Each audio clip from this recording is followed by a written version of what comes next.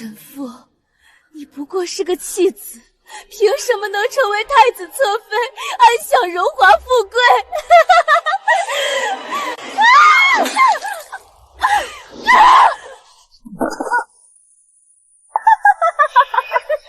既然我要死，我们姐妹俩今天就一起下地狱！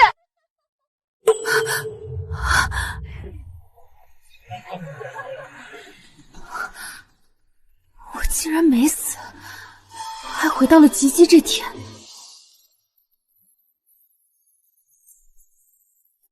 瑶儿，今日是你及笄的好日子，母亲定为你寻一门天底下最尊贵的亲事。多谢母亲厚爱。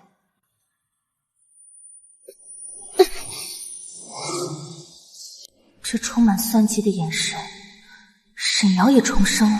实不相瞒诸位，宫中选秀的旨意昨日已下，我家瑶儿生来额带凤尾胎记，乃是天命所归的凤命。此番入宫，定能得慕天恩，位列贵妃之尊。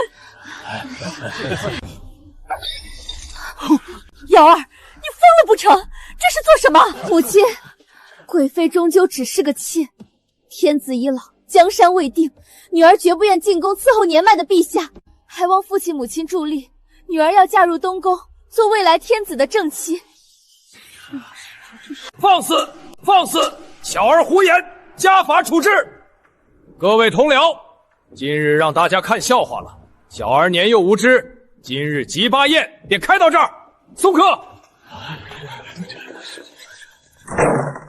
沈瑶前世做贵妃，被废入冷宫，今生便迫不及待想抢我那所谓恩宠万千的太子侧妃之位。他根本不知道，那座金碧辉煌的东宫，根本就是个吃人不吐骨头的人间炼狱。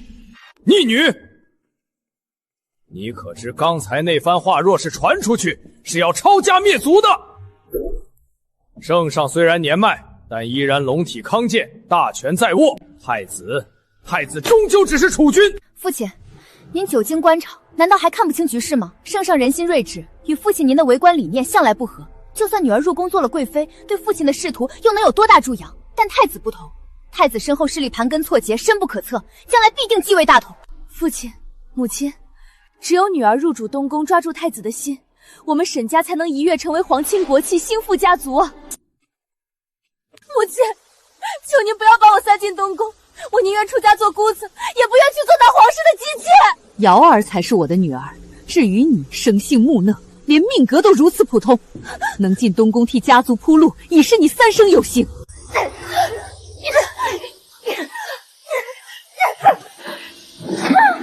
太子，那个表面温润如玉，实则将女人视作玩物肆意折磨的疯子，我是万万不会再嫁。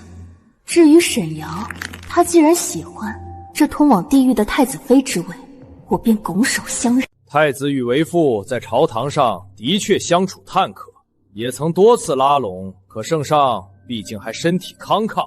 若你按原计划入宫为妃，诞下皇子，岂不比趟东宫这浑水更稳妥？父亲糊涂，即便女儿能侥幸生下皇子，可皇子长大成人还需数十年，这中间若是朝堂生生什么变故，那我们这些年的谋划岂不是满盘皆输？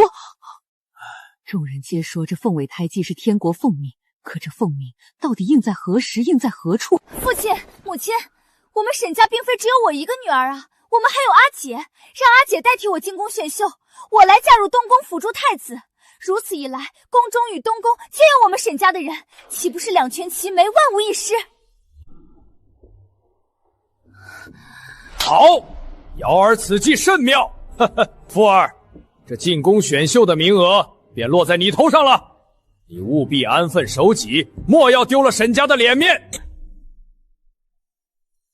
这辈子我绝不会再让你抢走属于我的太子。女儿，遵命。无论是前世还是今生，论及父母的狠心，我终究比不过他。不过正合我意。沈瑶，这通往万丈深渊的路，你就好好走吧。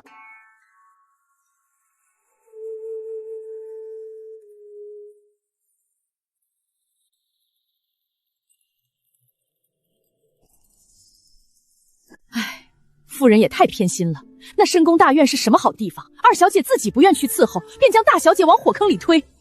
可怜我那大小姐。嬷嬷莫哭，他们以为那是火坑，于我而言，却未必不是生机。小姐啊，你生得这般美貌，在这吃人的后宫里又无依无靠，可怎么活得下去啊？大启朝虽以男子为尊，但后宫六局亦有女官之位，入宫并非一定会做妃子。凭我的本事，说不定还能考取女官，在这宫廷中堂堂正正的立足。女官自古以也没有几个，小姐貌美，想来也必是为妃的。可当今天子并非贪图美色之人。大小姐歇下了没？夫人有令，立刻过去主院听讯。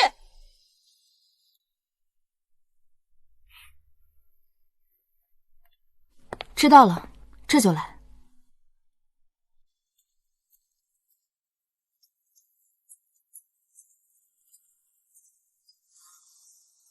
母亲唤我，明日你便要入宫了。我叫你来是有些规矩要提点你。亲请讲。瑶儿是奉命，这是上天注定的定数，无论何时，你都必须死死记住，绝不可与他相争。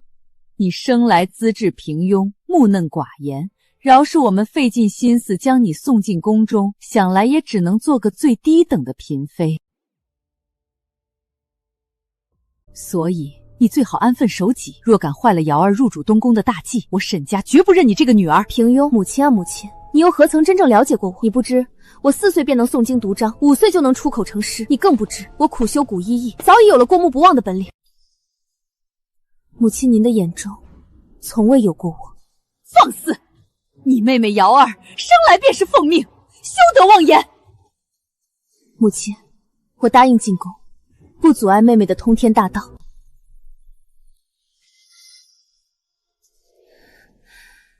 这也算是偿还了您的生育之恩，此后女儿便不再欠你了。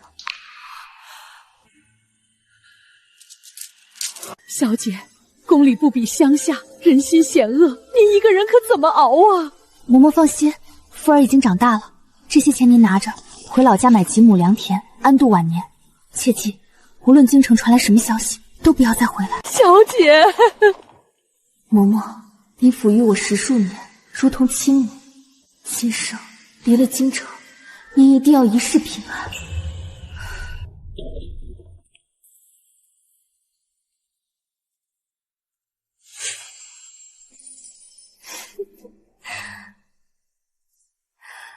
阿姐，你这就要进宫了，妹妹在此预祝阿姐扶摇直上，一生荣华。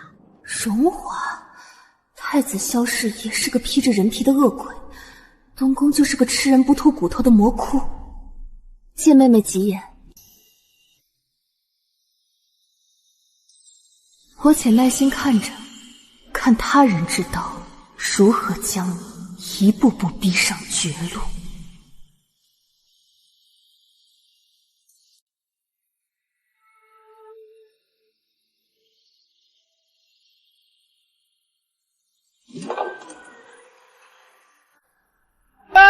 众女入殿觐见。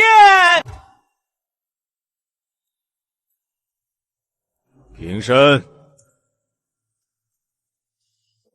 户部侍郎之女沈父。听闻沈家有天国凤女，抬起头来，朕想听听你对此传言有何见解。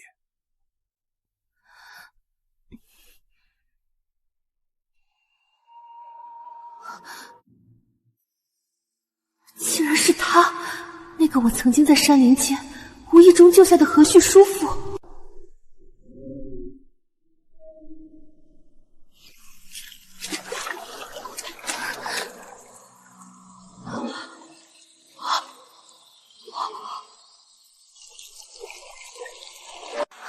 这荒山野岭受这么重的刀伤，定是惹了仇家。若是救他，只怕会引火烧身。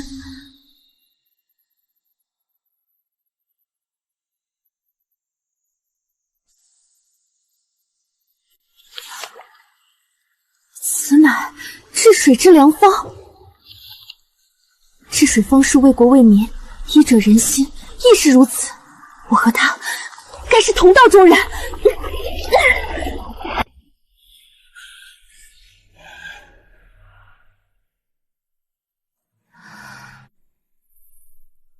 回陛下，天国奉命不过是民间谣传。古人曾言，子不语怪力乱神，臣女一家断不敢以虚妄的奉命自居。臣女只愿略尽绵薄之力，为陛下，为万民分忧解难。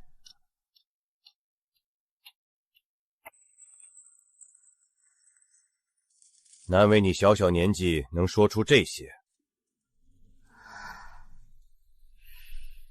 沈清教女有方，朕当嘉奖，想要什么赏赐，今日朕便满足你。臣女愿从末位女官做起，入司药局研习医术，还望陛下允准。啊！这沈家丫头疯了，就是放着大好的妃嫔不得，竟求一个伺候人的女官。仅此而已。臣女此生所求，仅此便足矣。前世的我善意，却因做了太子宠妾，便再也碰不得这些外术。藏啊！你怎么不继续藏啊？给了你无尽的荣华，你竟敢背着姑看这些不入流的淫巧外书！不要！烧了它，然后给姑跳你最恨的胡旋舞，跳到天亮。若是停下半步，姑就砍了你那个老嬷嬷的手脚，扔进血盆喂蛇。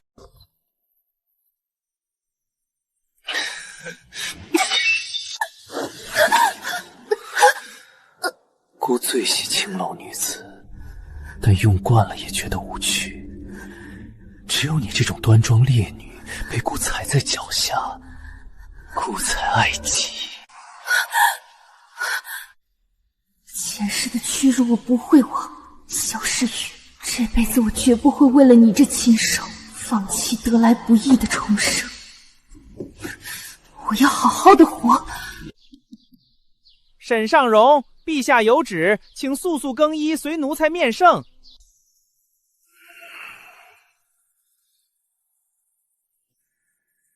此处只有你与朕，还要做这些虚礼吗？沈父，你这丫头真是将朕哄得不轻啊。陛下，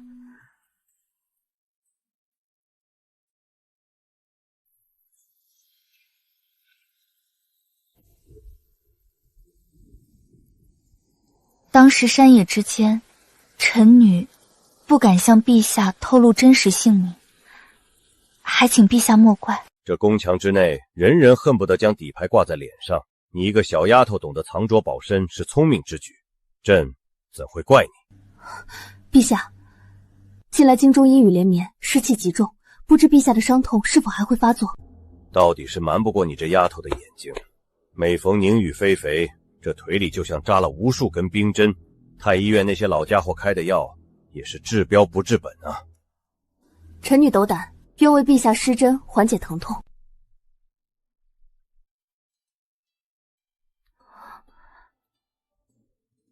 沈家虽是名门，但你父母对你如何，朕心中已经有数。若朕得你这样一个女儿，便是当作掌上明珠一般，怎舍苛待？也许是因为天命，也许是因为沈瑶的性子像极了母亲，更或者是父亲也信了那荒谬的星宿相克之风。但无论如何，从今以后，我沈父只做我自己。谢陛下厚爱，臣女如今能在宫中谋得一职，已是最大的福分。在司药局好好历练，朕希望你能早日独当一面，为天下万民分忧。臣女遵旨。沈清，你过来。沈清，朕等你名扬天下的那一日。名扬天下的那一日，前世今生我受尽白眼与折磨，这是第一次有人对我说这样的话。臣定不负陛下厚望。朕信你。不负陛下，不负古医所学，也绝不负这两世的忍辱负重。这一世，我要为自己而活，我要让那些伤害过我的人付出代价。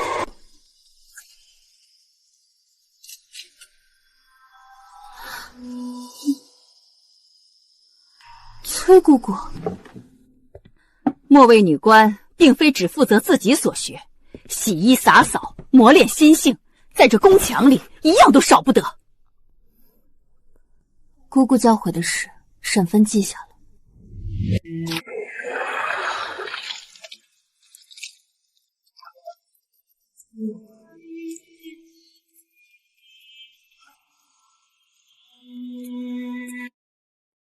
陛下传召你一事，我替你瞒了下来。若你想在这吃人的宫中平稳度日，便不要肆意宣扬你与陛下的特殊渊源。后宫之中想要往上爬，确实得看准陛下的心意，但想要活着，便绝对不能逆了与你共事之人的路。木秀于林，风必摧之。姑姑这番教诲，字字珠玑，沈父感激不尽。姑姑外表严厉，但这番话却是实打实的保命之法。她不是在故意苛责我，而是在教我如何在这深宫中立足。哼，今日这些衣物，你的同时们早已洗完，如今快要子时，你且抓紧吧。姑姑，夜深路重，您先回房休息吧。这些脏衣我很快就能洗完。做事的时候，莫要多嘴。崔姑姑掌管司药和上衣两局，连陛下登基的龙袍都是她亲手缝制。没想到她这般严厉古板的人，竟会如此挚爱世子。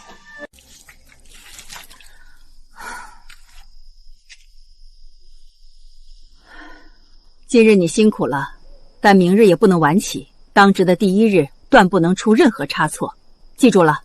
沈父记住了。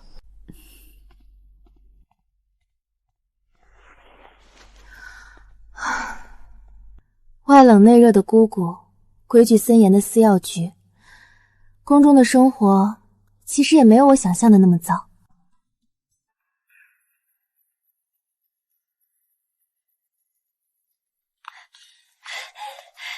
天哪！你们听说了吗？今天太子选妃的结果出来了，谁拔得头筹了？快说！是沈家的那位千金沈瑶。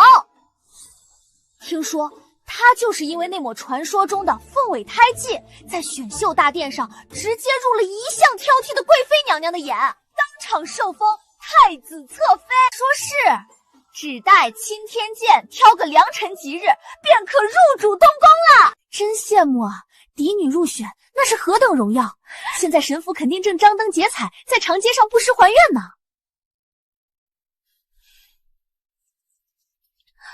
阿父，我之前在宫外听过一些传闻，说那沈瑶其实并非沈家的正式嫡女，而是一个庶出。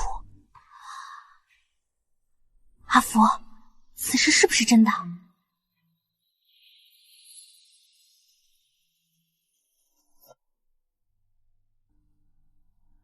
嫡庶很重要吗？当然了，像我们这种庶女才会被送进宫里做这种又苦又累的差事，整天被管事嬷嬷骂。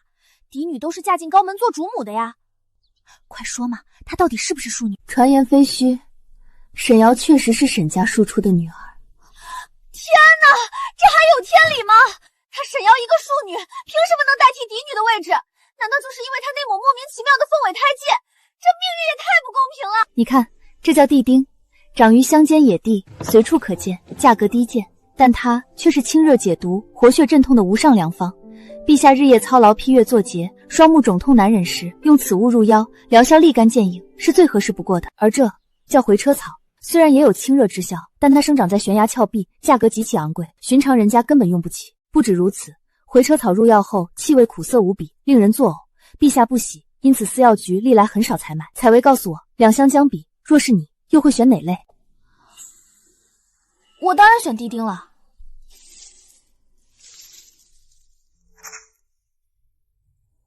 药草尚且不论贵贱，只看效果与个人体质，何况所谓的嫡庶之分。沈瑶，你费尽心机攀高枝，却永远不会明白，在这深宫之中，靠虚妄的命格和男人的恩宠，终究只是海市蜃楼。虽然我听得有点绕，但我觉得你说的真的很有道理。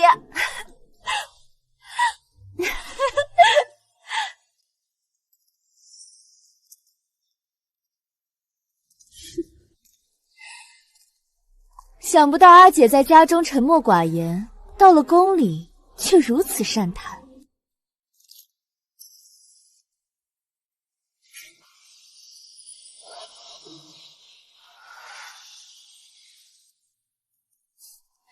可见阿姐惯会伪装哦。太子侧妃安好。你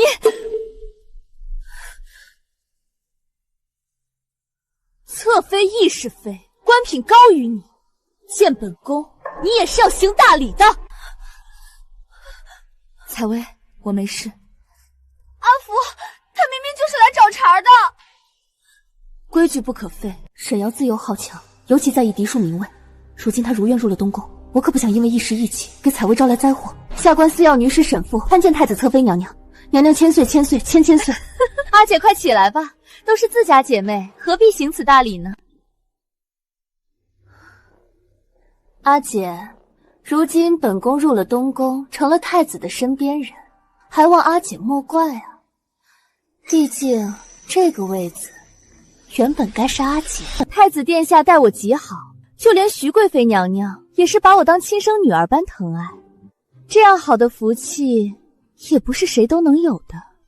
你说是吗，阿姐？自然是这样的。母亲为了我出嫁操劳数日，如今都病了。阿姐身为长女，身在宫中，怕是还不知道吧？那必然是要请大夫的。母亲病了，阿姐竟然如此云淡风轻，你眼中还有没有半点孝道？侧妃娘娘明鉴，臣是真的十分着急的。你这木头人，阿姐可真是个木讷冷血的性子，怪不得母亲从小就不喜你。侧妃娘娘说的极是，夫人确实是不喜臣的。本宫今日入宫，是特意来拜见徐贵妃娘娘的。如今时辰已晚，本宫才没空在这里和你多费唇舌。娘娘是该走了的。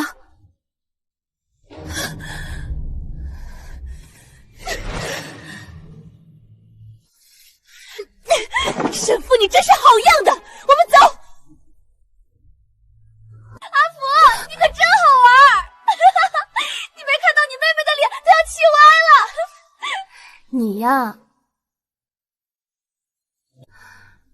以后不要再为我说话了。在这深宫之中，明哲保身才是正理。我不，宫里我只喜欢阿福，我就要护着阿福。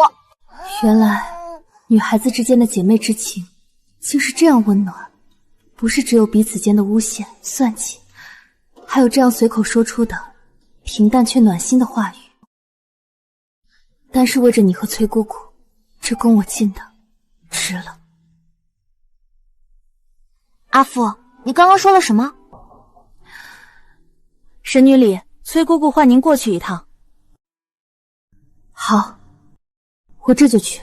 姑姑，您找我。过几日就是陛下的生辰，他的生辰服饰我已经亲手做好了，宴会之前就由你来进献给陛下吧。是，下官遵命。你也不问问我为什么要将这天大的恩典交给你？万一这进献的中间出了什么差错，毁了陛下的衣物，那可是要掉脑袋的大罪。你就不怕我是要你来替我背锅？姑姑不会的。陛下的事情，姑姑一向看得比什么都重，断不可能拿此事来行低劣的陷害之举。更何况，姑姑光明磊落，也不屑于此。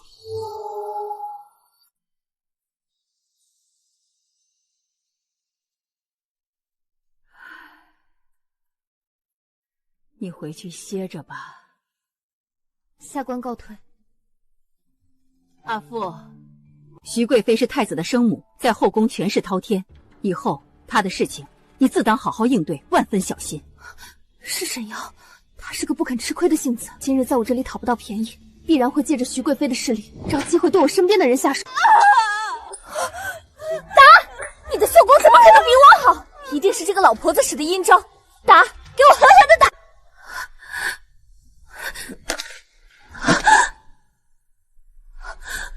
公，你这是……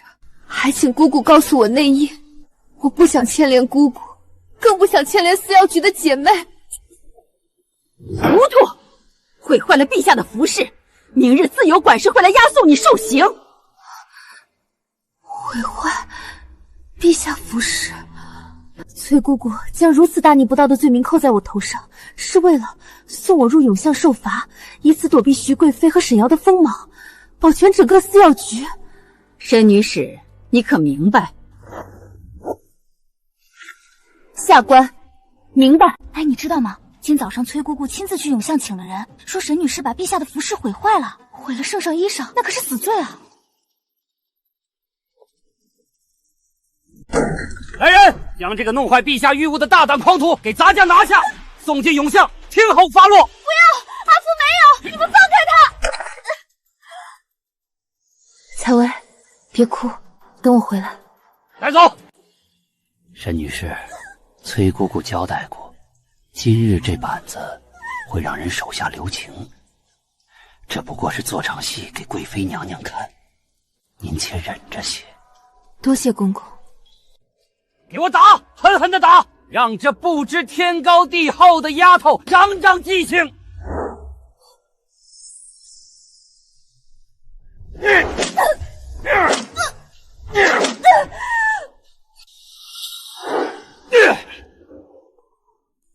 徐贵妃、沈瑶，你们今日加在我身上的痛，这笔血债我沈父记下了。20板子打完了，按规矩，您须得在半个时辰之内亲自走回司药局，若是超时，还得再受罚。多谢公公提醒。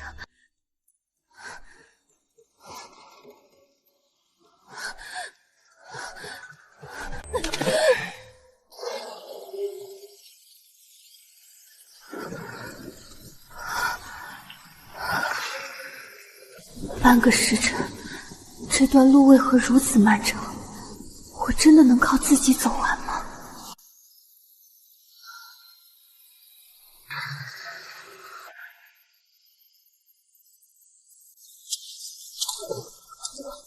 阿福！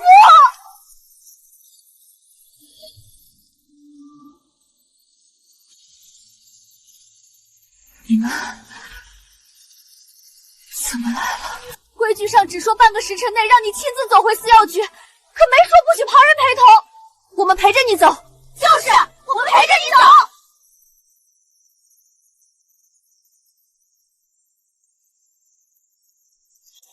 远处有惊雷，雨势太大了，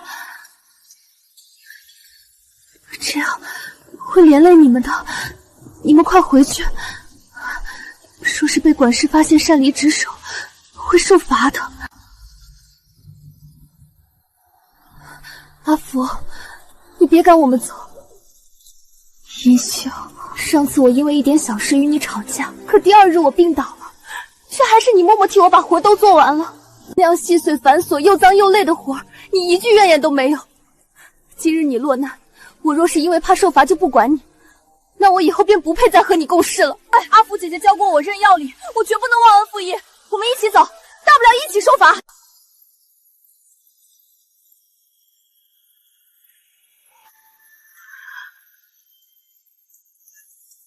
前世我也曾走过这条路，但那时没有人愿意撑着我，黑暗漫长。跑啊！你能跑到哪里去？整个皇宫都是孤的。那时的路，四面八方都是要将我生吞活剥的恶鬼，我跑得胆战心惊，孤立无援。阿福，你尽管往前走，我们在身后撑着你。好，我们一起回去。今日的路虽依旧雨水漫漫，但因为有他们在，便觉得光明永驻。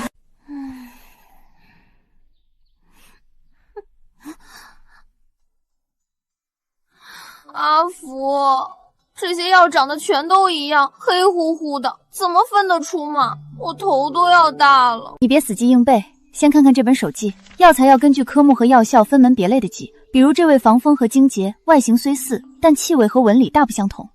你画的好生详细，连叶子的脉络都画出来了。阿福，你这脑子到底是怎么长的？比太医院的老古董还厉害呢！若是让太医院的前辈听见，非要治你个大不敬之罪。今日是陛下生辰，宫里休假，你若困了，就去榻上好好睡一觉，别在这儿陪我熬着了。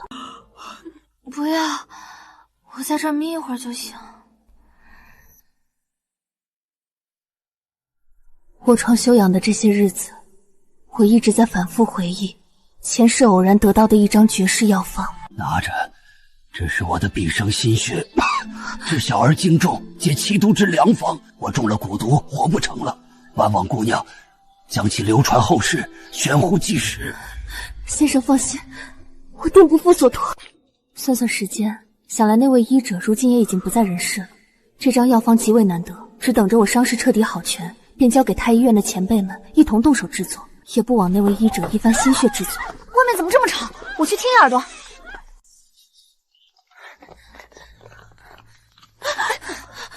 姐姐，这是出什么事了？怎么急成这样？出大事了！五皇子突发恶疾，病得很重，病了不赶紧去请太医院的太医，跑咱们司药局来做什么？太医院被贵妃娘娘的人拦下了。贵妃娘娘发了话，说今日是陛下生辰，普天同庆。五皇子偏偏在此时病重，乃是对陛下大大的不敬，更是出了眉头。贵妃娘娘死活不许太医去给五皇子诊治，淑嫔娘娘只得叫了咱们司药局几个懂些皮毛的女官去帮忙看顾。这真是造孽啊！五皇子才多大点，怎么会这样？这简直是草菅人命！阿父，五皇子病了，听说全身经传，高烧不退，其他去帮忙的宫女说怕是凶多吉少。全身经转，快，好妹妹，你赶紧帮我拿几味药，还有我那套银针。不行，你不许去！人命关天，完了五皇子就没救了。我知道你要救人，可你想过后果没有？贵妃本就因为沈瑶的事对你不满，你若此时强出头，不仅会得罪贵妃，万一五皇子有个三长两短，你连命都没了，你身上的板子伤还没好透呢。正因如此，我才更要去。在太子即位之前，所有皇子都有可能登上他如今的位置。前世陛下在得知太子荒淫无度后，曾动过废除之心，而一向不得重视的五皇子就是第一人选。淑嫔向来与世无争，但这绝不意味着她软弱可欺。相反，越是处事不惊之人，往往越能担得起那高位。这一次，我不仅是去救人，更是为了我们以后能在这深宫中活下去。我必须赌一把。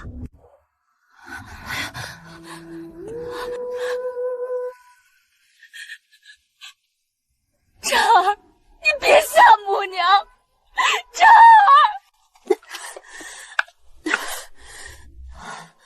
娘娘，可否让我一试？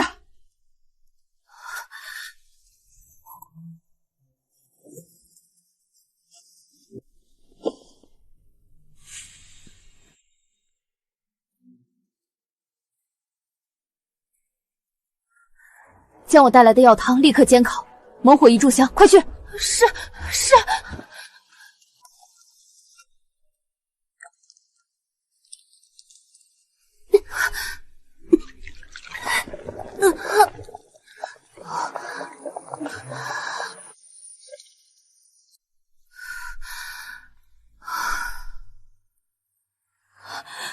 这儿的娘娘放心，高热已退，经转已平。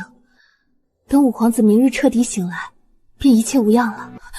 娘娘折煞微臣了，万万不可！本宫深谢沈司仪救命之恩，今日之恩等同再造，本宫粉身碎骨亦难以为报。这深宫之中没有永远的敌人，只有利益一致的盟友。贵妃和太子欠我的，我会一件件讨回来，而第一步便从此刻开始。娘娘，五殿下已安，微臣先回司药局复命。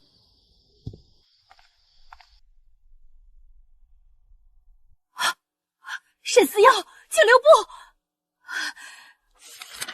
你方才开的这个药方，这不过是一张治疗惊厥的古方，淑嫔娘娘为何如此反常？娘娘请便。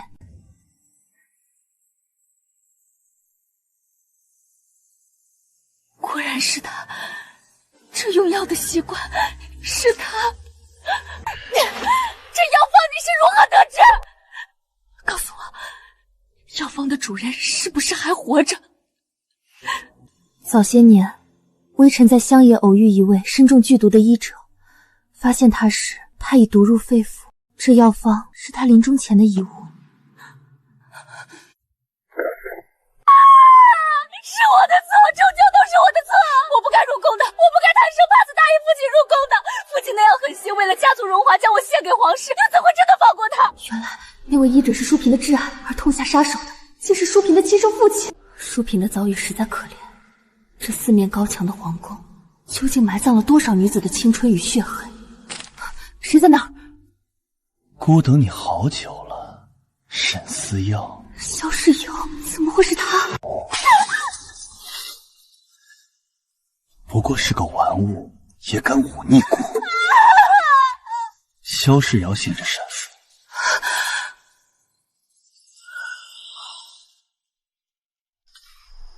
怎么，见到姑连礼数都忘了？微臣参见太子殿下，夜深路重，殿下怎会独自在此？姑若不在这里，怎么能堵到你这只滑不留手的小狐狸？躲什么？听闻父皇最近很喜欢你，如今他身边用的药膳都是你在亲自打理。陛下，看来并不是带着前世的记忆重生，只是单纯的试探见色起意。回太子殿下，臣受陛下厚爱，天为司药局女官，自当尽心竭力伺候主上。殿下若无其他吩咐，微臣还要回局里当值，先行告退。是吗？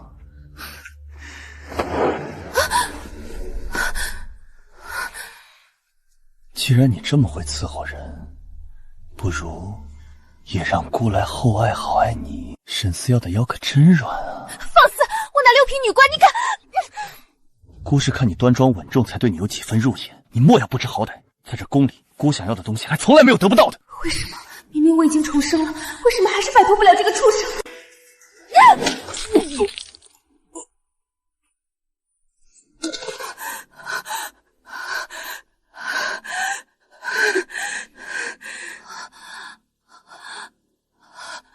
娘娘，神父，你帮了我，我也救了你，我们算是一条线上的人了。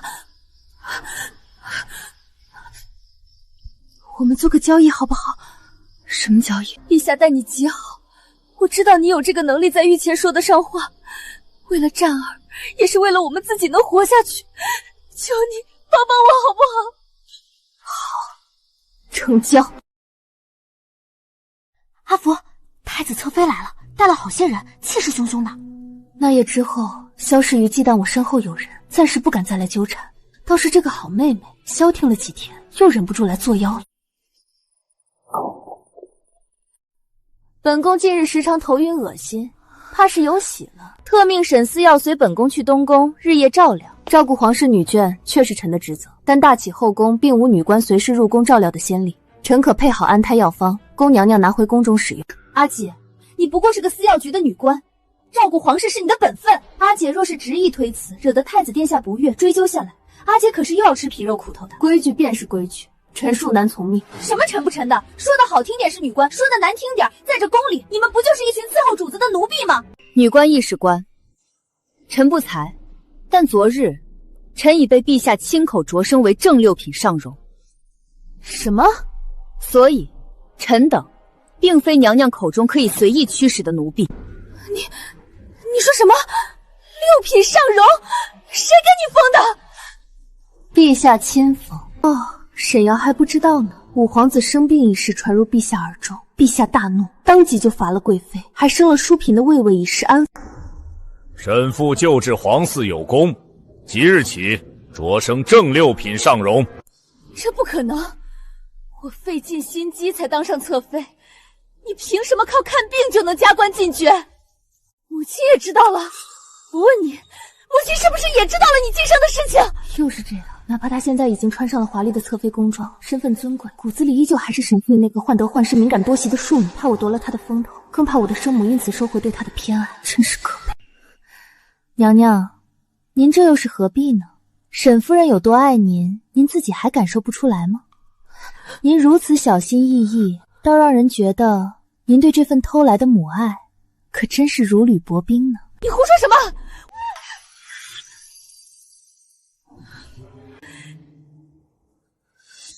不，我不能在这里动手，打6品女官会落人把柄。你别得意，母亲自然是爱我的，毕竟我这个庶女可比阿姐这个亲生女儿更像母亲呢。你生性木讷，毫无灵气，瑶儿才是我沈家真正的希望。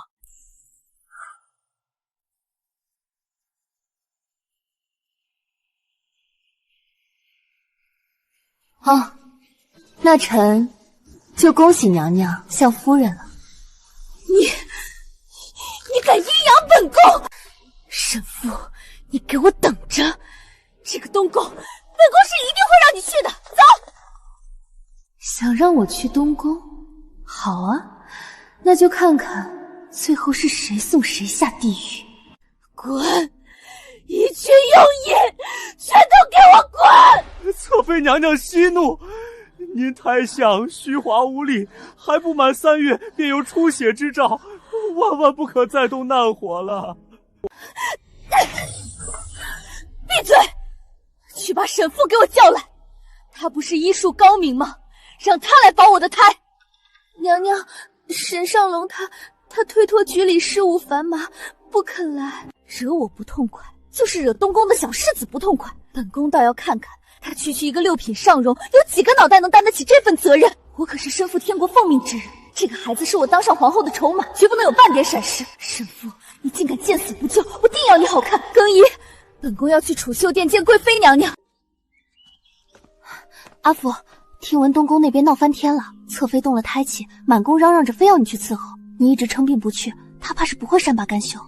并非是我恶意诅咒，只是沈瑶这个孩子绝对生不下来。嘘，这话可不行乱说。因嫌弃自己腰肢不够纤细，他还私下托宫外的大夫制了不少虎狼之药食用，如今胎象不稳，全是他自己作死的恶果。我看过他的脉案，脉象虚华无力，不满3月就已经现红。宫中早有传言，他为了顾宠，竟跟着歌姬去学妖舞。沈尚荣，贵妃娘娘有旨，请您立刻去储秀殿走一趟。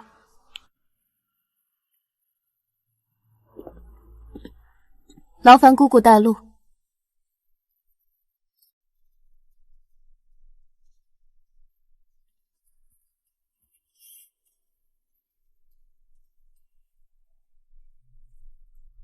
臣6品上荣沈父，参见贵妃娘娘、太子侧妃。阿姐若是能早日听我所言，乖乖入东宫辅佐我，今日也不必在这儿就一茬得罪贵妃娘娘了。贵妃娘娘和太子侧妃特意叫臣来，到底想要臣做些什么呢？本宫乏了，就请沈尚荣为本宫捏捏腿可好？学医之人，手腕之上多少有些门道，若是让本宫舒快了，便也算是你尽了自己的职责。可这是拿我当低贱的婢女使唤来了。贵妃倒是懂得如何变着法子羞辱人。为贵妃娘娘做事，便是为陛下分忧。怎么？难道阿姐不肯吗？前世在东宫，比这更屈辱的活，我不知做了多少。萧诗言兴致上来时，甚至命我去伺候他的部下，这点刁难算什么？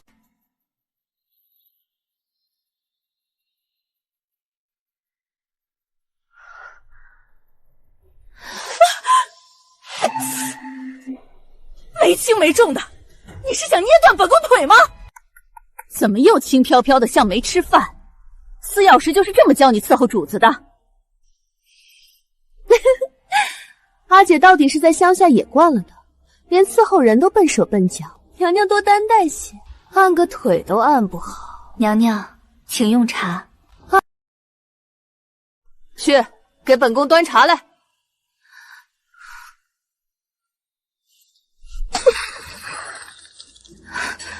这么烫，你是想烫烂本宫的舌头吗？本宫饿了，去把小厨房温的燕窝粥端来，亲自为本宫喝。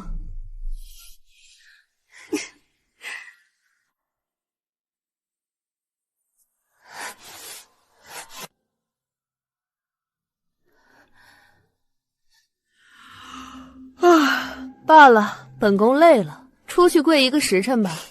本宫这腿啊，真是被你越揉越酸了。尚荣便跪在这儿吧，这地方虽然偏僻，但胜在清静，绝对不会再招到娘娘的烦恼。以后还请尚荣自己知些分寸，莫要再惹娘娘气恼了。惹了贵妃，就是惹了天。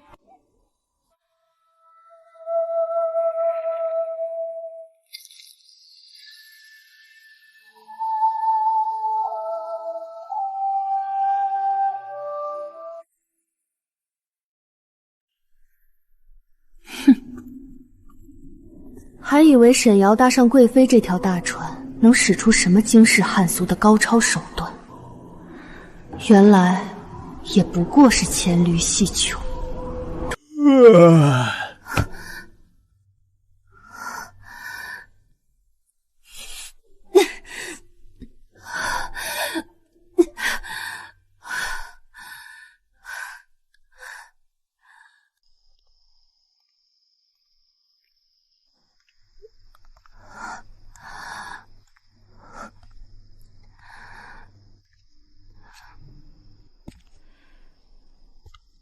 站住！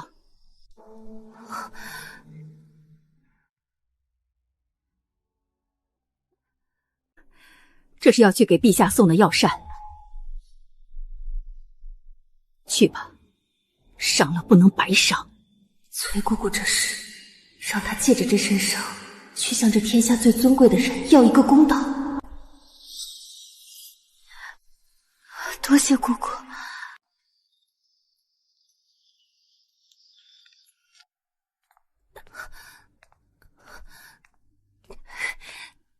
陈沈父奉命为陛下送来药膳。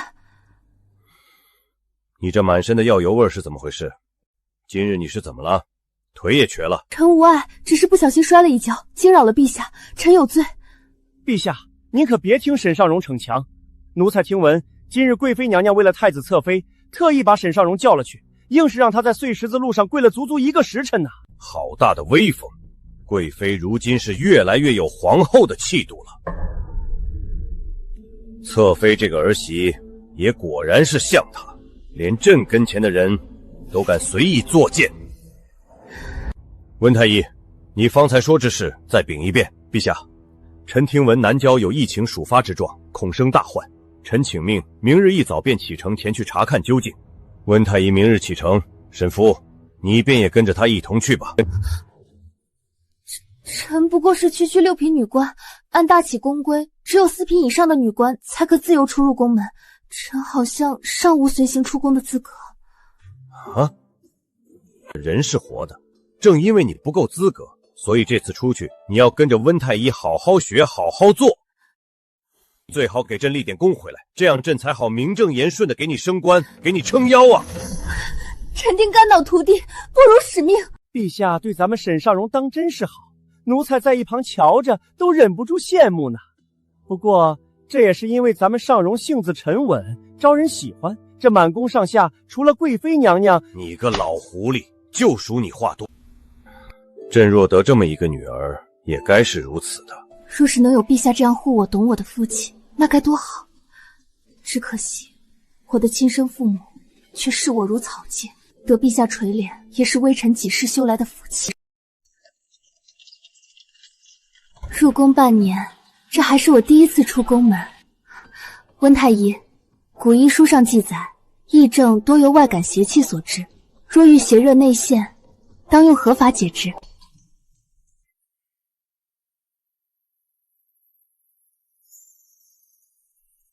沈尚荣，前面便是沈府了。你入宫这般久，可要顺道回家看一眼父母？回家？这里早就不是我的家了。不必了，公事要紧。母亲穿戴的这般隆重，想来应是去看望她那好女儿沈瑶的。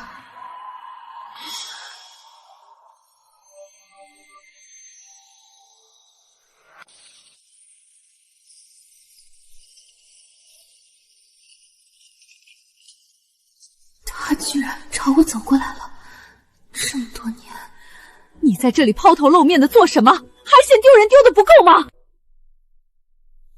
女儿奉陛下旨意，随太医前往南郊平议。沈倩文，瑶儿如今怀有身孕，你为何还要在宫里处处与她作对？我真是可笑，被伤过那么多次，为何还要对母亲心存侥幸？他对我次次都是责骂，不是早就应该习惯了吗？你既侥幸得了陛下的赏识，那就更应该安分守己，明白自己的身份。你父亲要是知道你在陛下面前如此不知检点，该有多失望！陛下是看在我们沈家和太子侧妃的面子上，才给你的恩典，不然就凭你这种低贱的命格，怎会得到天子瞩目？沈夫人，下官太医院温太医。沈尚荣医术精湛，是凭真本事得陛下钦点，绝非仰仗他人鼻息。原来是温太医，大人见笑了。小女顽劣，我是怕他给大人添乱。沈父天资平庸，愚笨不堪，大人也不必太过费心，免得纵得他嚣张跋扈，不知天高地厚。沈尚荣天资聪颖，何来平庸可说？天资聪颖，他3岁才会开口讲话，呆若木鸡，不及姚二1/2，这还算不得平庸吗？是我不好，不该在此停留的。大人不必介怀，不管我在哪里，母亲对我的贬低都是一样的，这是我的宿命，我早就不在意了。我只笑我自己，为何还要自作多情？母亲上前的那一瞬间，我总还期盼着她会关心我，哪怕只是一句：“大人，时辰不早了，南郊的百姓还等着我们。”好，我们出发。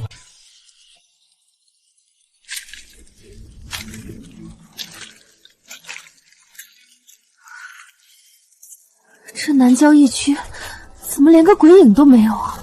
再往前走，就格杀无论了。站住！前面风到了，任何人不得入内。我们是奉皇命前来平议的太医。大人，里头的情况太乱了，上头有令，不准任何人进去添乱。您二位还是请回吧。可是南郊疫区已经封锁了。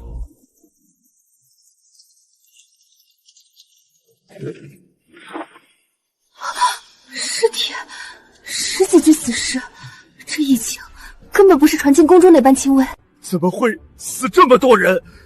当地官员不是上报说只有零星几人感染吗？这冷得像结了冰。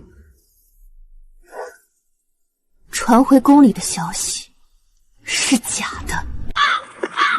这群该死的官差，疫情如此严重，他们居然封锁道路，不让大夫进去。我恨不得化成一只蚊子飞进去看个明白。若是再拖延下去，里头的百姓就全完了。这些症状，死者发病极快，且伴有咳血和高热，来势汹汹。可是为什么前世的我却从未听过任何南郊疫情的消息？南郊那边如何了？殿下放心，只是大雨过后水库涨洪，虽然下游百姓死伤无数，但都已按水灾报上去了。父皇让姑去巡视，姑走个过场便是。那种贱民聚集的泥水地，姑可不想脏了鞋。我明白了，前世南郊根本没有发生过什么水库泄跑。若是水灾，朝廷自会拨款救治灾民；可若是疫情，一旦蔓延失控，朝廷官员为了自保，唯恐沾染，必定会设法掩盖。大人，不要再试图闯进去了，这根本不是什么轻微的疫情，这是一场被刻意隐瞒的瘟疫。瘟疫？你是说前些日子南郊大雨，他们必定是想借着水灾的幌子，把这些染疫而死的人当作溺水之鬼。倘若疫情真相暴露，死伤如此惨重，陛下必定会龙颜大怒，追究当地官员的失职之罪。这简直是胆大包天，竟拿几千条人命来保他们的乌纱帽！真是好一群百姓父母官，原来骨血里流的竟全是黑血！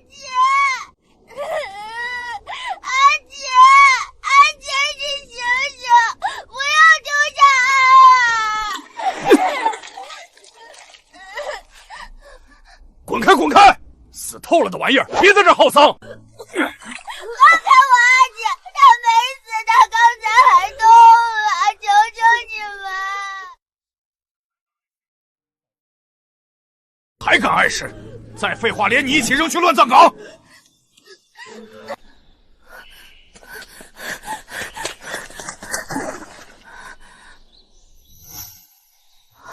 他还有气，他还有救治的希望。乞丐，乞丐，你不要命了？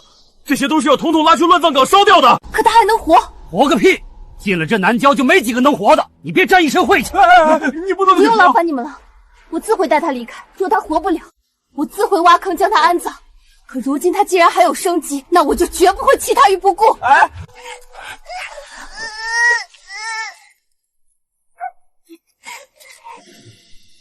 我们携带的药草太少了，且连个熬药的罐子都不全，这样下去不是办法。沈姑娘，你留在这里照看他们，我这就孤身下山，无论如何也要想办法突破封锁，寻求官员救助。不行，不能去。大人，你不能乘去找地方官员，他们既然敢瞒报疫情，就一定会杀人灭口。你去找他们，无异于自寻死路。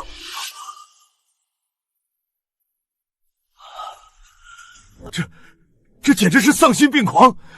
那我还是直接进宫，找陛下亲自禀报为好。大人回宫之前，切记不要暴露自己的身份，更不要对任何人透露自己来过南郊，万事小心。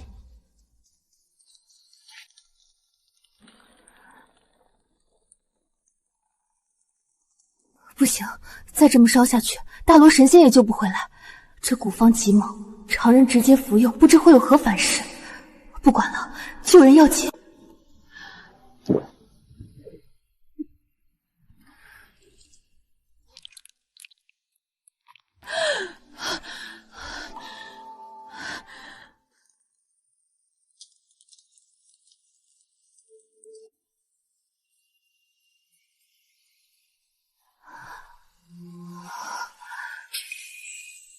神父，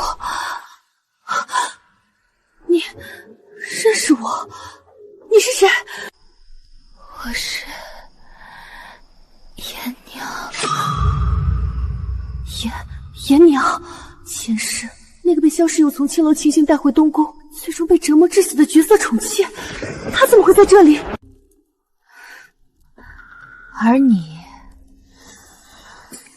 而你是沈家的大小姐，东宫那个不偿命的侧妃，她怎么会知道我前世的身份？那个惨死在东宫的沈父，明明只有我自己知晓。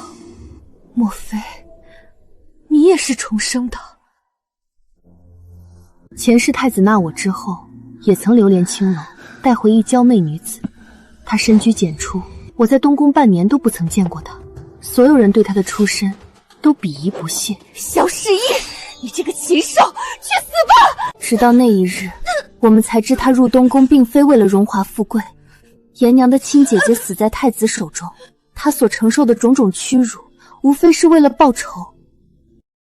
只可惜前世你的那把匕首，最终也未能伤萧世然分毫。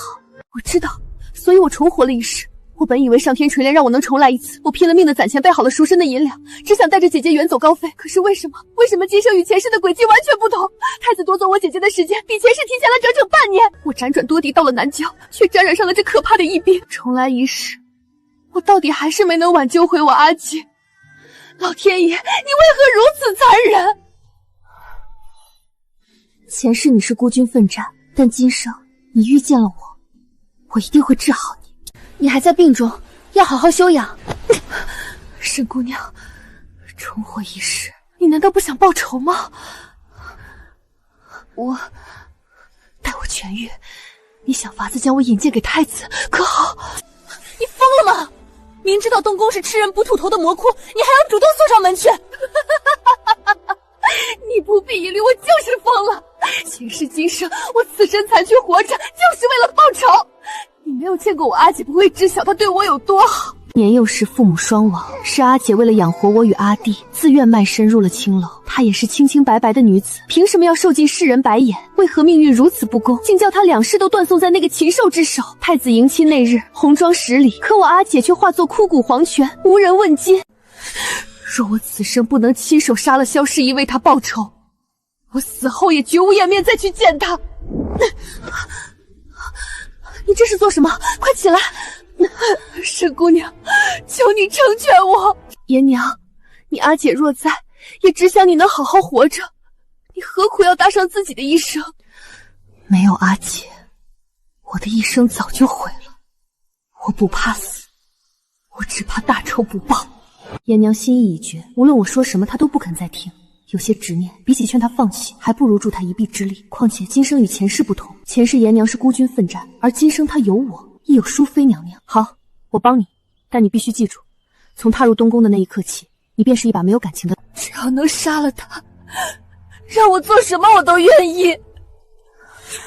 我会修书一封送给宫里的淑妃娘娘，她自会替你安排一场天衣无缝的相遇。多谢太医救命之恩，多谢神女官活人无数。温太医回宫后带来了太医院的支援，有我在场，女子问诊也方便了许多。陛下严惩了当地官员，百姓的疫病终于在这场细雨中彻底平息。该回宫了。你们听说了没？太子殿下最近新纳了一个绝色的美姬。可不是嘛，听说太子日日宠幸，荒废政务，为此还惹怒了陛下和许家呢。那东宫的侧妃娘娘岂不是要气疯了？她肚子里可还怀着皇孙呢。萧氏体，你终究还是难逃本性。颜娘的计划已经逐步开展了，这张天罗地网终于要收网了。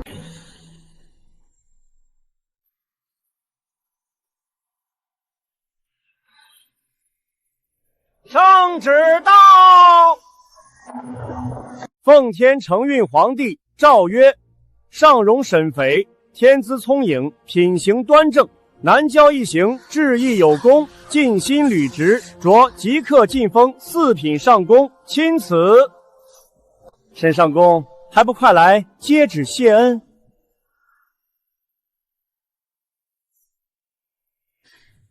臣沈府叩谢圣上天恩，吾皇万岁万岁万万岁！沈上宫志义有功，陛下大悦，这些皆是陛下亲赐，陛下看重您，沈上宫前程可期呀。有劳公公，微臣定不负圣恩。上宫客气。恭喜沈上宫擢升4品，贺圣上宫荣穆圣恩，前程锦绣。多谢各位姐妹。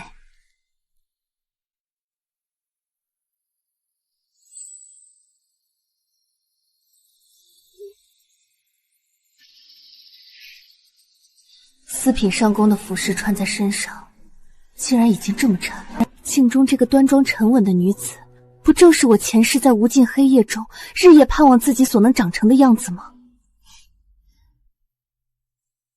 相由心生，前人所说果真没有虚言。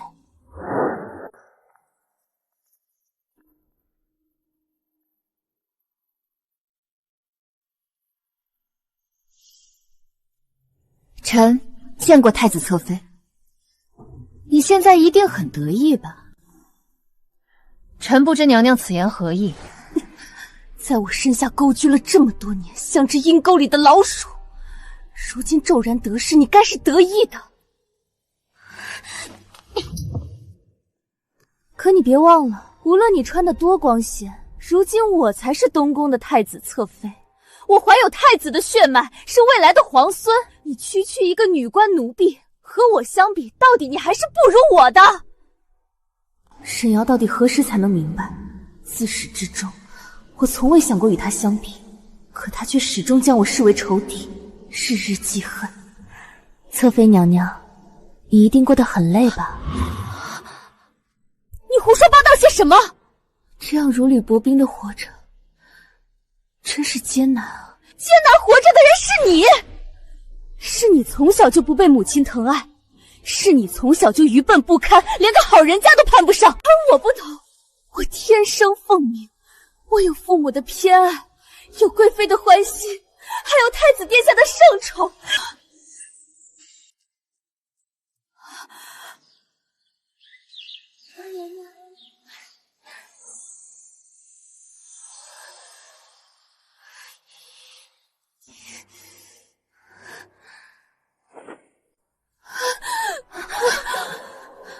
母亲会帮我的，太子宠爱别人没什么的，没什么的。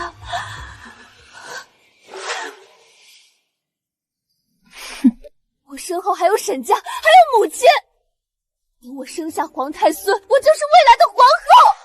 而你什么都没有。阿父，你还好吗？什么都没有，多可笑的一句话。即便我无父母疼爱，没有手足相助，但我有官位，有医术在身，我有陛下的信任，有姑姑的关爱，还有司药局所有的姐妹们，这便足矣。阿福，母亲，沈家，很快沈瑶就会发现，都会随着萧诗然的野心彻底化为灰烬。唯有我自己和我想要守护的人和物，我沈父靠的从来都是自己。上宫大人，不好了！沈夫人递了10万火急的信入宫，说太子侧妃难产，情况危急。夫人听闻您擅长妇科，不管不顾的要您立刻出宫，去东宫瞧一瞧侧妃娘娘。阿福，这绝对是个火坑。侧妃平日里跋扈，本就与你有仇，如今难产，若是出了岔子，沈夫人定要全赖在你头上。安心，你去回复沈夫人，就说我天资平庸，不配为太子侧妃接生。啊！可那是上宫您的亲妹妹呀！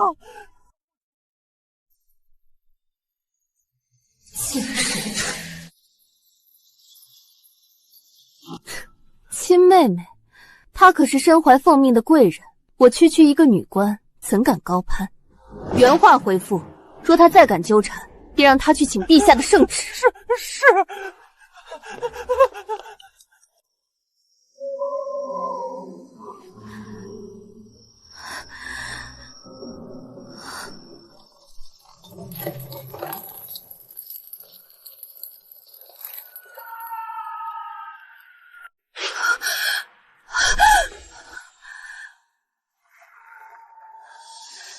萧诗怡，过往种种，终有一天，我一定将你一一还回来。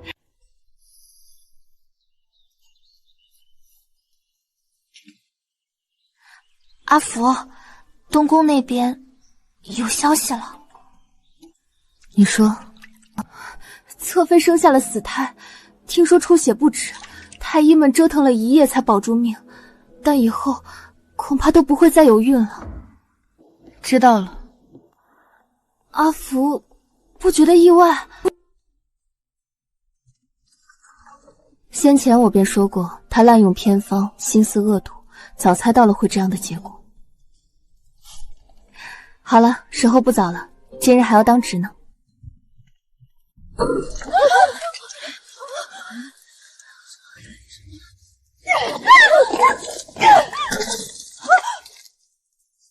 沈武，你这个冷血的孽畜，给我滚出来！放肆！这里是皇家私药局，岂容你大呼小叫！滚开！你这个扫把星！听说你妹妹遭难，你心里是不是得意极了？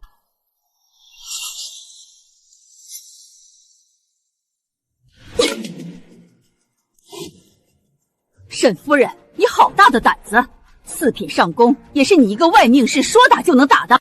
瑶儿是你的亲妹妹，是沈家多年的指望，你为什么要毁了她？为什么？我的瑶儿，我那可怜的外孙，他们有什么错？他们母子就是与你命格相克，就是你克死了我的外孙，你生来就是克我们的。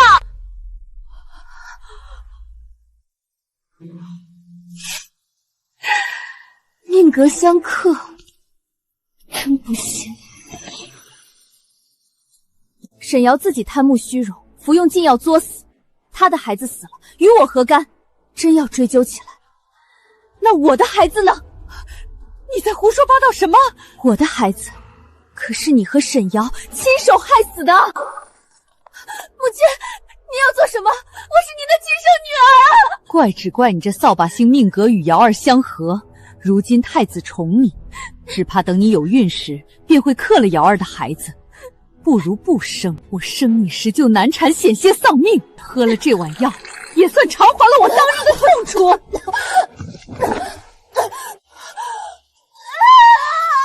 直到我的血将一群染红，我才知晓，原来那时我已经有了身孕。我的孩子还没来得及看这世界一眼，就死在了我亲生母亲的手里。你疯了！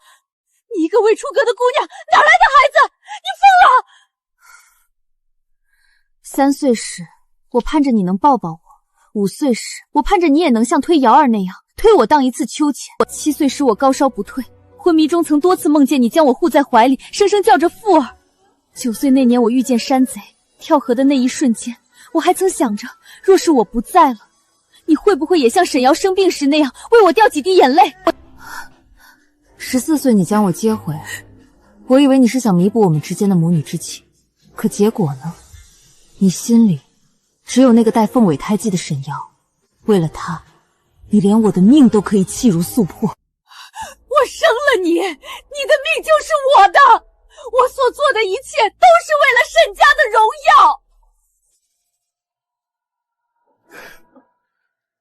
荣耀？母亲，她再也不像我小时候那般威严了，我似乎不再怕她了，也不再对她有任何期望。来人，沈夫人怕是失心疯了，抬下去好生医治吧，日后也不要再放她进来了。是，圣公。放开我！我是太子侧妃的母亲，我是诰命夫人。沈父，你这个不孝女，你会遭天谴的！沈夫人的心肠太过恶毒，我怕她脏了咱们司药府的地，丢出去。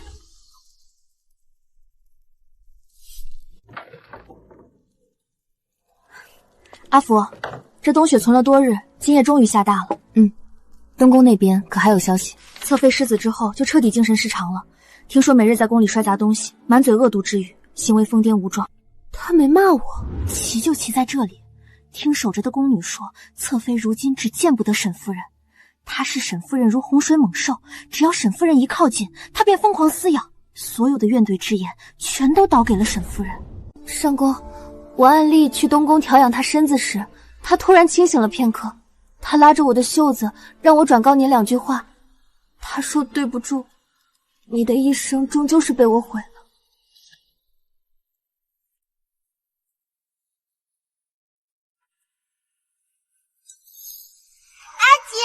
是雪，是漂亮的雪。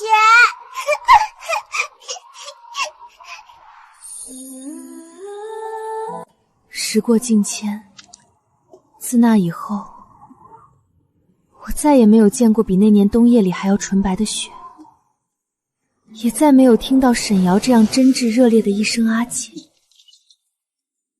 我们之间总归是回不去了。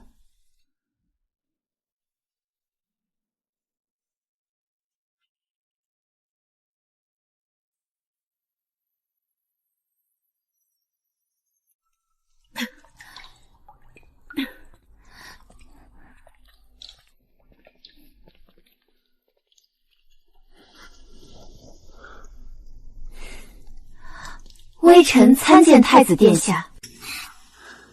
姑当是谁呢？原来是司药局的沈上宫啊。姑那立出的侧妃刚没了个孩子，沈家可是断了指望。不如……臣等奉命来为贵妃娘娘送药，不敢耽搁娘娘的病情，先行告退。逃不掉的，姑看上的猎物，迟早要进东宫的笼子。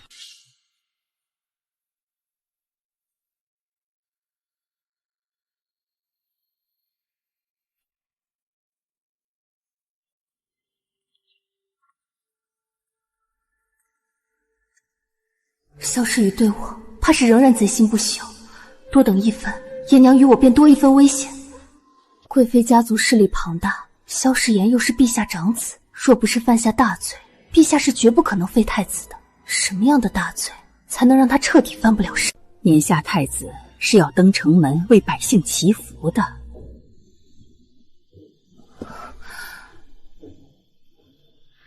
而今年太子的祈福服饰是由上衣局的工人来制作。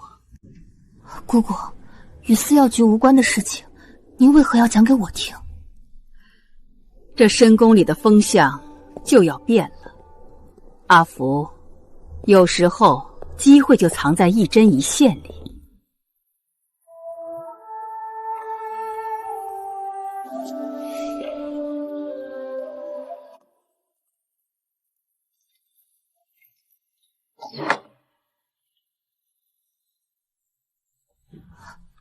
姑姑，阿福，我的意思是，我可以帮你。帮我？姑姑，您在说什么？崔姑姑一向与人为善，与后妃也相处温毛，怎会突然间说出这样要命的话？徐贵妃害了我唯一的女儿，我如今折她一个儿子，也算不得什么。淑妃与你在御花园的那晚，我都听到了。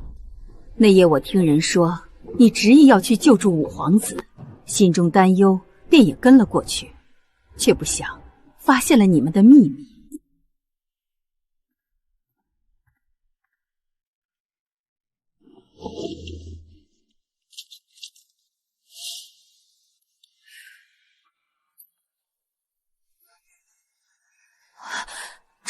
这是五爪金龙，这是玉制的龙袍。太子谋逆，阿福，这样的罪名若落实，便无人再敢保他。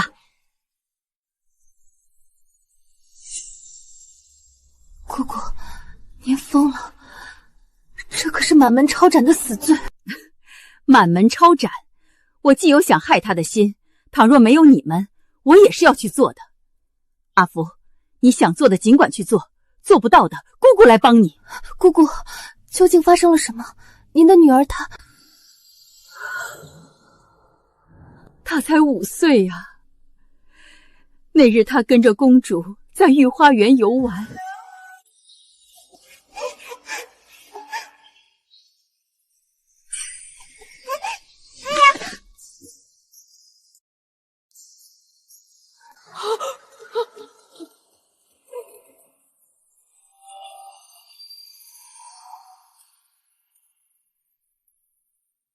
所有知情内幕的下人，当夜就被贵妃无情封了口。唯有那个躲在暗处的小内探逃了出来，他把实情都告诉了我，可最终他也没有逃过一死。我在宫中搓磨多年，像狗一样活着，便是等着看太子倒台那一日。天作孽犹可为，自作孽不可活。阿福，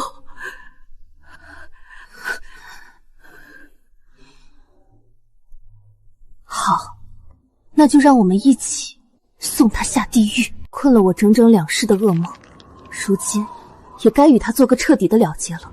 太子若无能护不了家国，便该由万民请之让位；男子若无得肆意残害女性，那便该由女子出手惩之戒之。年节当日，天下同庆。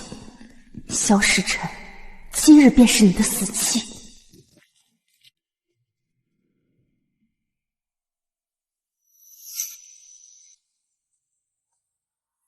殿下，上衣局的祈福服饰已制好，微臣特来呈交。沈相公，既然来了，那便陪姑乐一乐，可好？能服侍殿下，是微臣的福气。奴婢去内殿为殿下熏香，稍后服侍殿下更衣。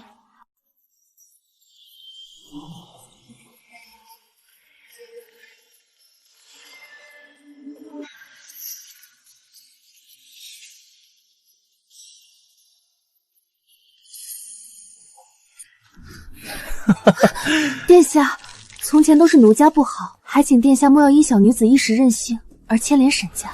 沈瑶虽废，但若有你，姑倒更觉乐趣，自然也不会冷落沈家。奴家今夜愿留在东宫服侍殿下，只等殿下庆典归来。好，姑去就回，洗干净等姑。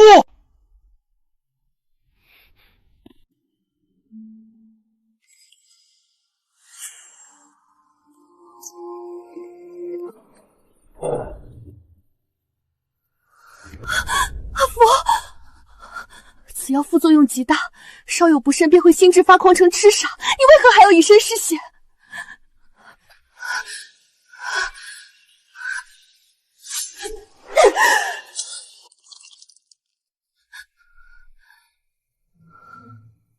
不入虎穴，焉得虎死？萧氏独是习武之人，警惕性极高，此药若由你来为他下在酒菜里，他必会察觉。而我精通经脉穴位，只有借着献武近身，将药粉直接揉入他的血脉，他方不会察觉。剩下的就全交给你了。那些谋逆的心血，陛下不会全然相信。若事发后，内侍省重刑拷打你。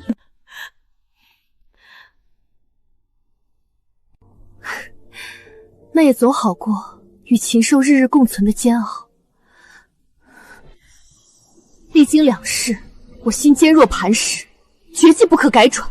姐姐的血海深仇，我今日必报。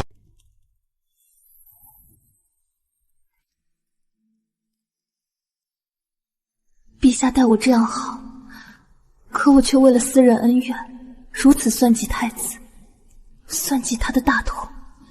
若是东窗事发，陛下会不会怨我？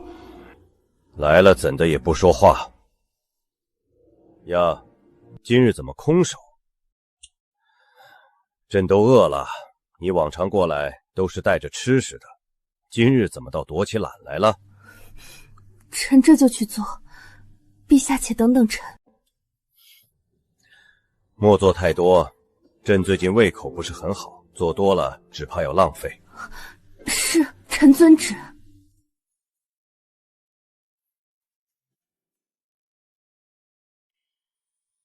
天子英明，忧国忧民，可太子却荒淫无道，禽兽不如。或许陛下他心里比任何人都清楚，比任何人都痛苦吧。一边是江山万民，一边是自己最爱的儿子。陛下，您到底该如何取舍？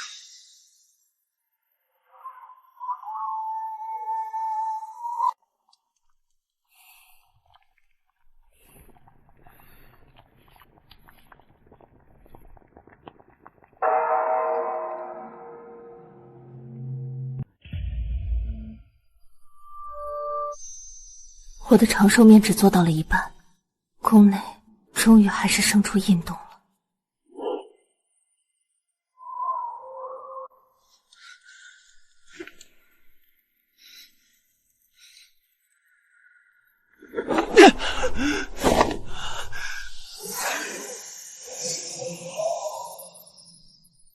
孤是太子，孤是未来的天下之主，他老了，这天下是孤的。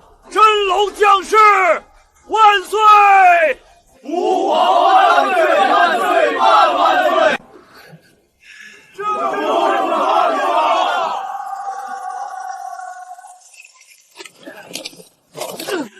放肆！孤是皇帝，你们敢碰孤，孤诛你们9族！孤要登基，孤才是天下之主！你们这群乱臣贼子！罪妾颜娘，状告太子萧世书私通外臣，图谋造反，此乃太子与群臣的谋逆书信，请陛下明察。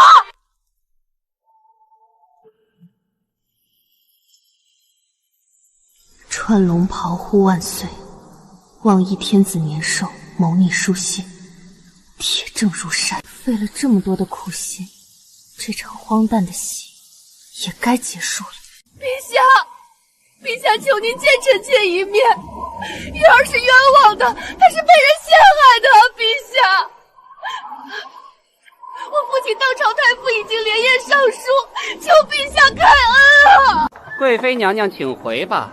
太子谋逆已被囚禁东宫，陛下说了，太傅的上书留中不发，今夜谁也不见。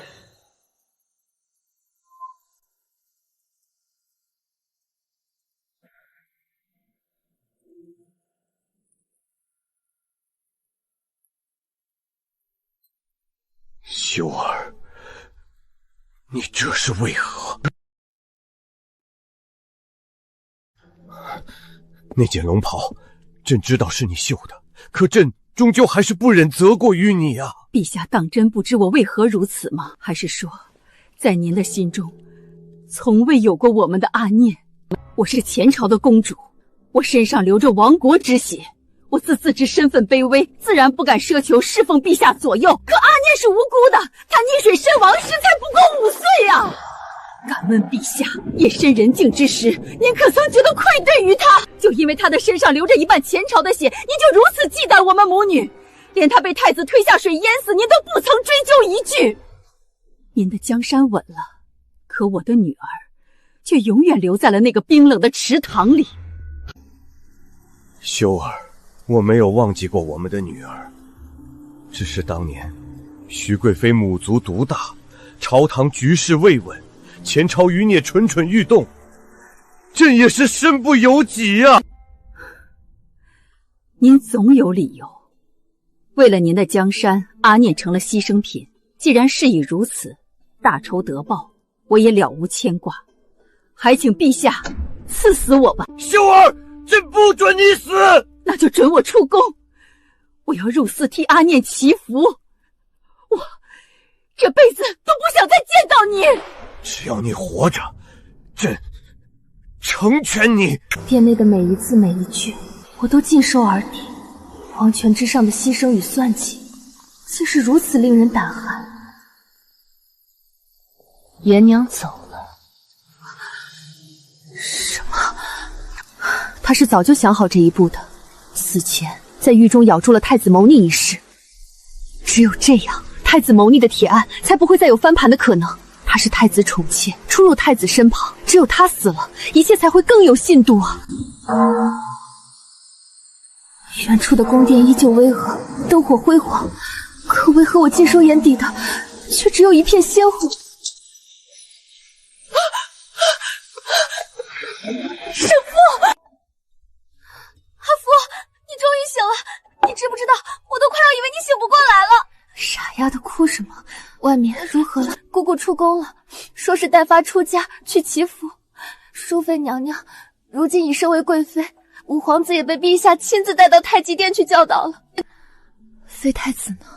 已经在送去琼州流放的路上了。太子清醒过后，像疯狗一样攀牙你与贵妃娘娘。太医去瞧了，说是受了刺激，失了理智，彻底疯了。想来日后也绝不可能再翻身回京了。阿福，陛下传了口谕，说若你醒了，第一时间便要去见他。他说有话要亲自问你。该来的总会来的。这场惊天之举，终究是我利用了陛下的信任，对不住他老人家。罪臣沈父叩见陛下，臣有罪，请陛下责罚。你何罪之有啊？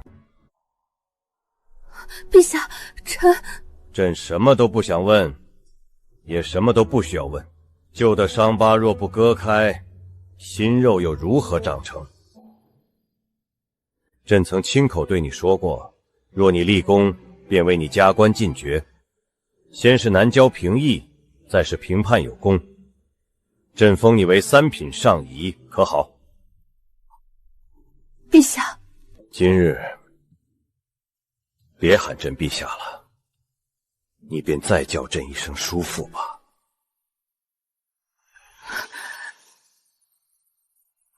叔父，废太子一事，臣有罪。这不怪你。朕久居宫中，被这高墙蒙住了双眼，对太子在外的作风并不全然知晓。直到那日，数名大臣联名上书，罗列了一桩桩一件件，朕才知晓他的本性竟恶劣至此。无论这中间是否掺杂了你们的私寸，但太子品德不佳，无才无能，却都是铁打的事实。阿福啊，朕不怪你，朕怪的是自己呀！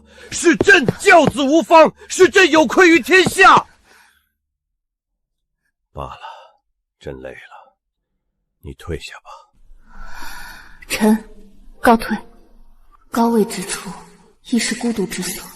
这无上的权力，终究是用无数的温情与血液换来的。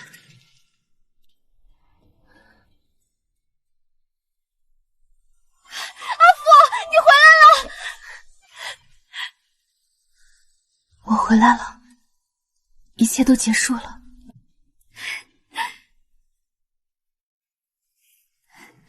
你都不知道，你昏睡的时候发生了多少事儿。采薇赞助，那天太子在城楼上发疯，大逆不道，被侍卫当场拿下，那场面。阿福，其实还有一件事。什么事？吞吞吐吐的可不像你的性子。沈家也与太子谋逆之事有所牵连。听说沈老爷已经被贬到了边地，那地方苦寒得很，沈夫人平日里养尊处优的，怕是要受大罪了。阿福，你听到这些，心里还会觉得伤心吗？如今听闻沈家，我只觉得和陌生人家并没有什么区别。过去的那些恨意与痛苦都了结了，从此沈家是死是活，再与我无关。不说这些扫兴的，过几日我要出宫，南下去寻古书中的药草，你想去吗？李上宫？我什么时候成上官了？我向陛下讨的呀。你不是最喜欢我吗？那我肯定要给你一点好处，让你死心塌地的跟着我走啊。阿福，你太好了，以后的种子我都给你吃，再也不抢你的了，再也不抢你的了。娘娘，臣临行前有一件旧事，思来想去，还是必须告知您。何事如此凝重？娘娘，那位赠与臣药方的医者临走前还托我将一枚银簪扔入壶底。银簪？那是我击毙之日他亲手为我雕刻的生辰礼。那个银簪，他托我扔进了壶底。娘娘节哀，斯人已逝，但武殿下还在，为了殿下，你也要振作。此事与陛下无关，是我父亲，是我本家的亲生父亲啊！自己的父亲亲手害死了自己最爱的人，他又能怪谁呢？每个人都有自己必须要走的路，五皇子很好，以后若他能成为一代圣明君王，造福苍生，或许也能稍稍弥补这份怨念。保重，娘娘。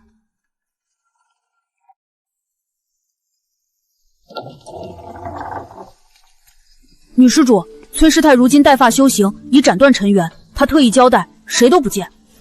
有劳小师傅通传。既然姑姑心意已决，我自是不便强求。女施主，这是师太让我交于您的。师太说这是她的前尘旧物，因寺内唯有香火可燃，不能烧这些凡尘之物，便托您带出寺外烧掉。我知道了，多谢小师傅。姑姑，余生愿你长安。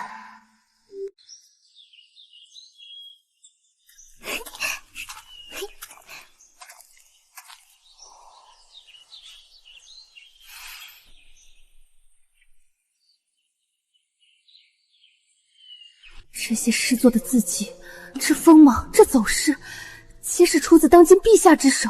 他们曾经也是深爱过彼此的吧？只是世事苍茫，黄泉无情，情与怨之间也再难区分了。阿福，这是什么书呀？是过去的执念。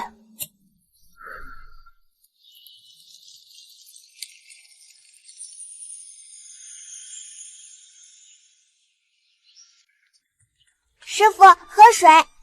阿福，你这小徒弟认得直呀，心心念念都是你这个师傅呢。好安儿，走，我们下江南去。